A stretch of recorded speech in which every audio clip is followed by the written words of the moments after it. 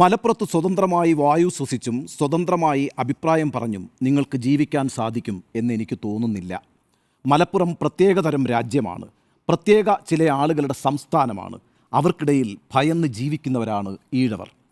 ഇത്തരത്തിലൊരു പ്രസ്താവന എന്ന് പറയുന്നത്, നോക്കൂ, ഇതൊരു പ്രത്യേക മാനസികാവസ്ഥയാണ് കേട്ടോ.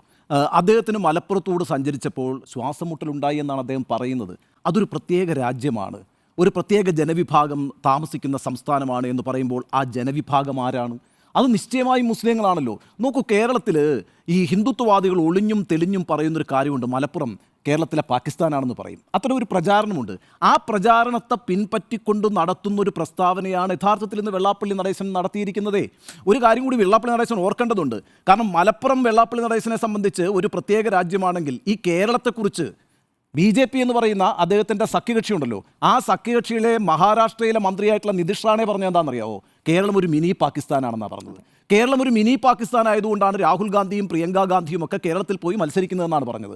അതായത് ഒരു പ്രത്യേക വിഭാഗത്തിൻ്റെ, ഒരു പ്രത്യേക മതവിഭാഗത്തിൻ്റെ രാജ്യമായിട്ടാണ് മലപ്പുറത്തെ വെള്ളാപ്പള്ളി നടേശൻ കാണുന്നതെങ്കിൽ വെള്ളാപ്പള്ളി നടേശൻ ജീവിക്കുന്ന ഈ കേരളം എന്ന് പറയുന്നത് BJPയെ സംബന്ധിച്ച്, മഹാരാഷ്ട്രീയനായ BJPയെ സംബന്ധിച്ച്, ഒരു BJP നേതാവിനെ സംബന്ധിച്ച്, മന്ത്രിയെ സംബന്ധിച്ച് പാകിസ്ഥാനാണ്.